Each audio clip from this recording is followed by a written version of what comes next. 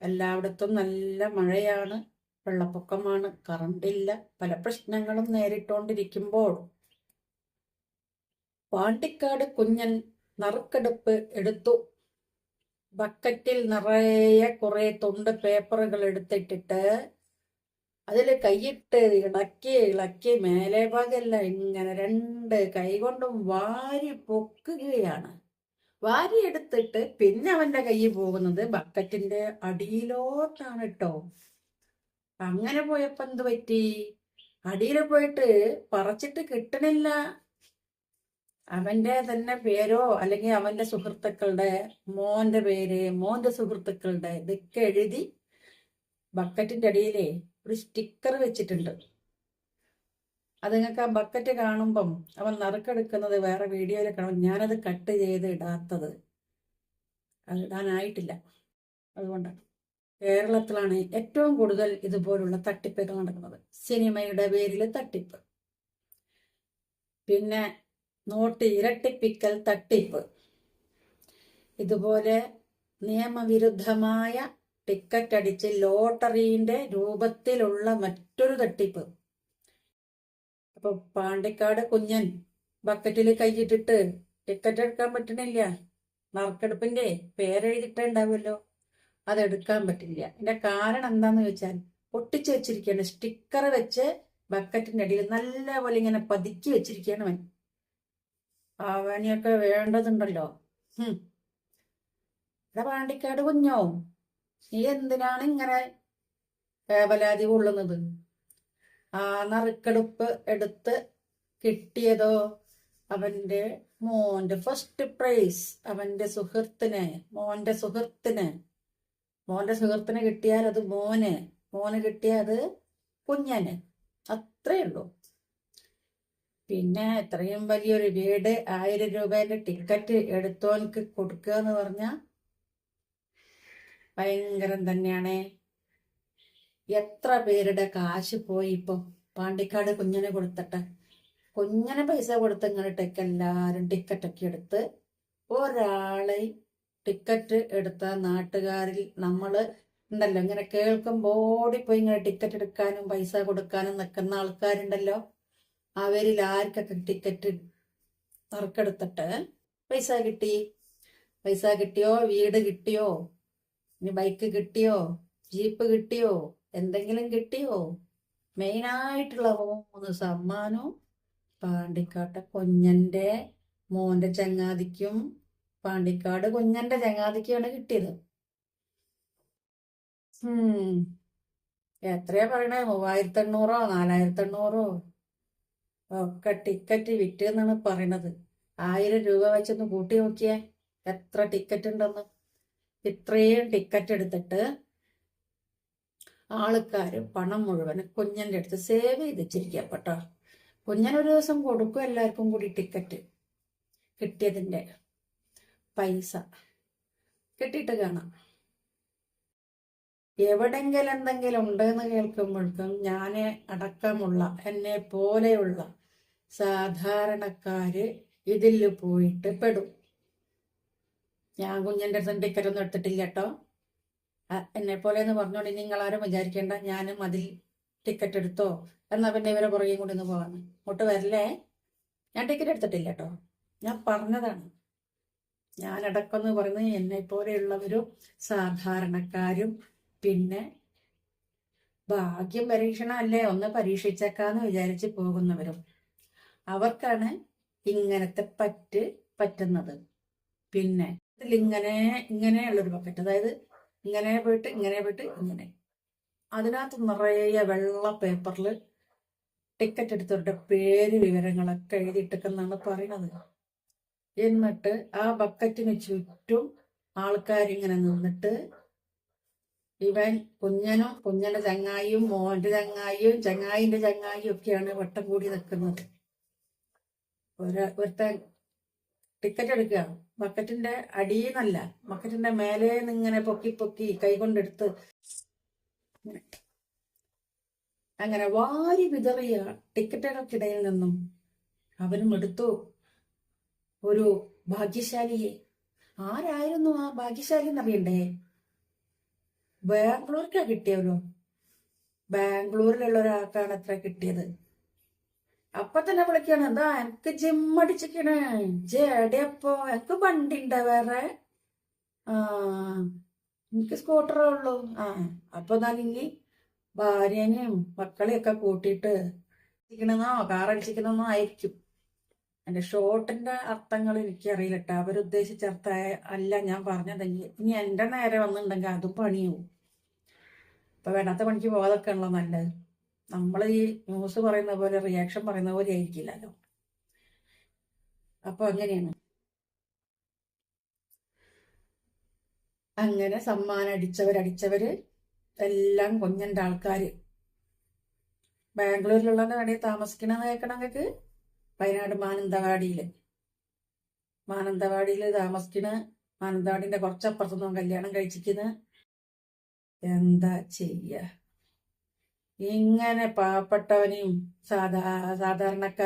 സാധാരണക്കാരായി അന്നന്നത്തെ കൂലിക്ക് ജോലി ചെയ്ത് ജീവിക്കുന്ന ഓരോരുത്തന്മാരുടെ കഴുത്തിന് കത്തി വെച്ചിട്ടാണ് ഇവനൊക്കെ കാശുണ്ടാക്കി നടക്കുന്നത്. ഈ സോഷ്യൽ മീഡിയയിൽ കൂടെയുള്ള ഒരുപാട് തട്ടിപ്പുകൾ ഉണ്ട്. ഒന്ന് പിന്നെ സിനിമയുടെ കാര്യമാണ് കേട്ടോ. ഈ സിനിമയില് അഭിനയിക്കാൻ അഭിനയമോഹവുമായി നടക്കുന്ന കുറെ സ്ത്രീകളും പുരുഷന്മാരുണ്ട്. അത് ഞാൻ എന്നെ തന്നെ ഉൾപ്പെടുത്താണ്. ഞാൻ ഉൾപ്പെടെ ഉള്ളവര്. എനിക്ക് സിനിമ എന്ന് പറഞ്ഞൊരു ഭയങ്കര താല്പര്യമുള്ള കാര്യമായതുകൊണ്ട് പറയാണ്. ഒരു വേഷം കിട്ടണമെങ്കിൽ 50,000 1 ലക്ഷമോ ഒക്കെ കൊടുക്കേണ്ടി വരും. 50,000 1 ലക്ഷം ഒന്നും കൊടുത്താല് വേഷം കിട്ടില്ല. അപ്പൊ അവൻ പറയും, അതെ നിങ്ങളെ ഞാൻ കോ പ്രൊഡ്യൂസർ ആക്കാന്ന് പറയും. ഇപ്പൊ കേൾക്കണമെന്ന് വിചാരിക്ക, സിനിമേന്റെ കോ പ്രൊഡ്യൂസർ,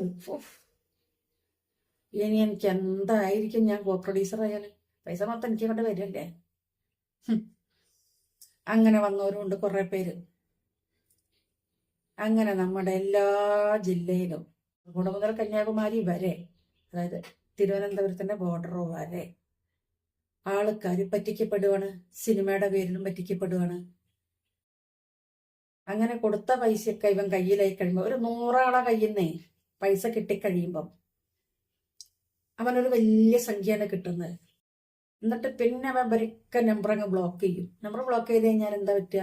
നമുക്ക് വിളിച്ചാൽ കിട്ടൂല, മെസ്സേജ് അയക്കാൻ പറ്റൂല. ഇതെല്ലാം കഴിയുമ്പം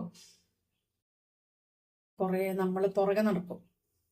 ഒരുപാട് തവണ വിളിച്ചിട്ടും കിട്ടില്ല, മെസ്സേജും നോക്കില്ല, ബ്ലോക്കാണെന്ന് അറിഞ്ഞാൽ നമ്മളിവിടെ ഉരുകും. ചിലപ്പോൾ ചിലർ വീട്ടിൽ അറിയാതിരിക്കും കേട്ടോ പൈസ കൊടുത്തിട്ടുണ്ടാവുക.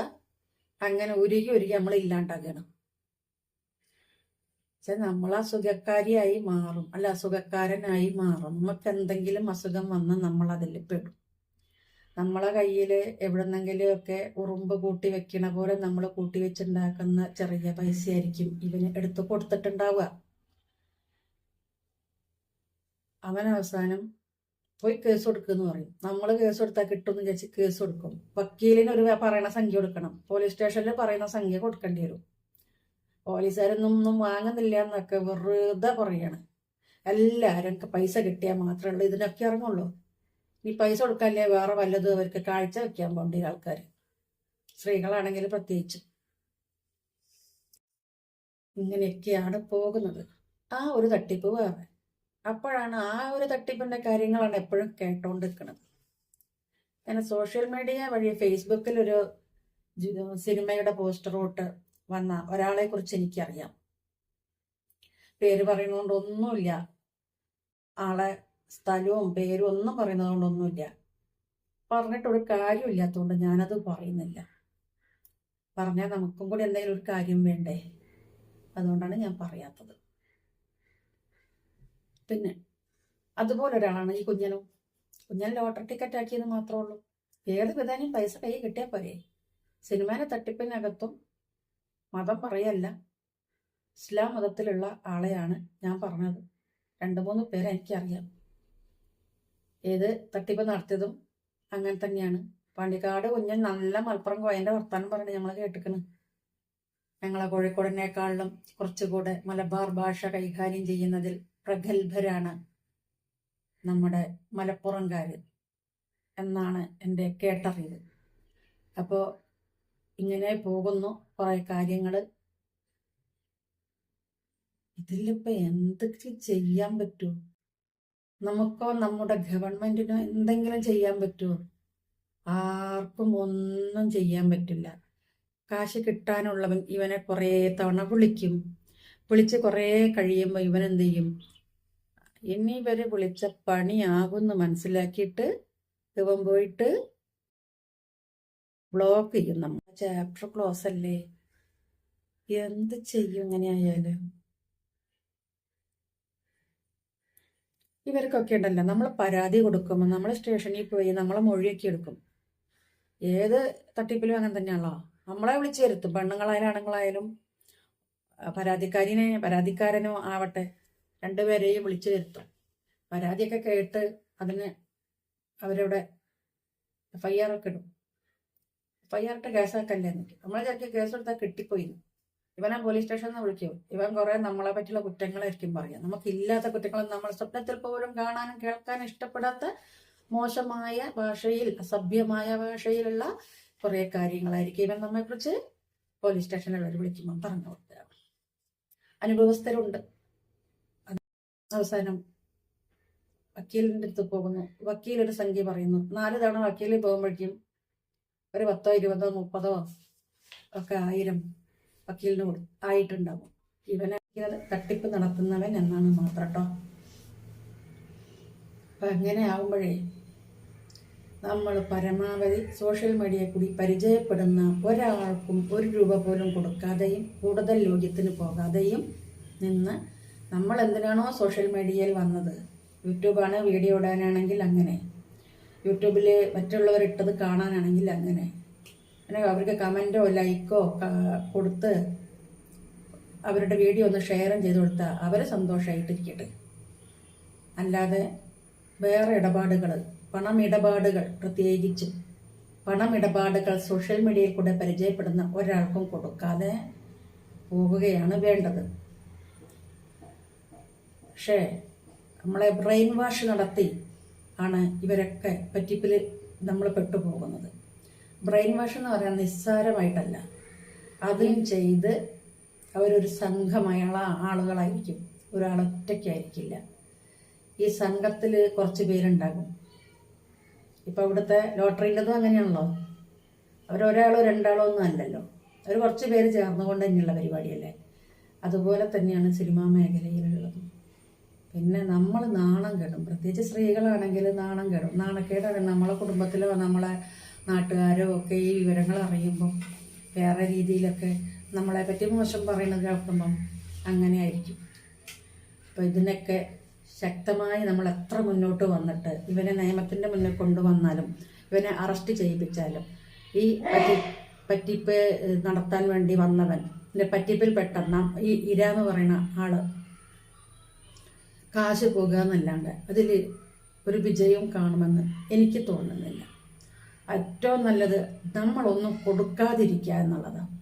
പിന്നെ നഷ്ടപ്പെട്ട പണത്തിന് വേണ്ടിയിട്ട് നമ്മൾ ചിന്തിച്ച് നമ്മുടെ മാനസിക അവസ്ഥയും ശാരീരിക അവസ്ഥയും നമ്മുടെ കൺട്രോളിലല്ലാതെ പോകും. അങ്ങനെ പോകുമ്പോഴാണ് പലരും പറയുന്ന കടബാധ്യത കൊണ്ട് ആത്മഹത്യ ചെയ്തു എന്ന് നമ്മൾ കേൾക്കുന്നതും അതുകൊണ്ടൊക്കെ തന്നെയാണ്. ഒരുപാട് പറയാനുണ്ട്. ഇനിയും ഒരുപാട് കാര്യങ്ങൾ ഇതിനെക്കുറിച്ച് തന്നെ സംസാരിക്കാനുണ്ടെങ്കിൽ എനിക്ക് പരിചയമുള്ള വ്യക്തികൾക്ക് അനുഭവപ്പെട്ടതുണ്ട്, കുടുംബത്തിലുള്ളവർക്ക് അനുഭവപ്പെട്ടതുണ്ട്, പലതുമുണ്ട്. പലരുടെയും കാര്യങ്ങൾ അറിയും. അപ്പോൾ തൽക്കാലം ഞാൻ ഇവിടെ നിർത്തുകയാണ്. Okay, bye. എൻ്റെ വീഡിയോ കണ്ട് എല്ലാവരും ഒന്ന് സപ്പോർട്ട് ചെയ്തേക്കണം കേട്ടോ.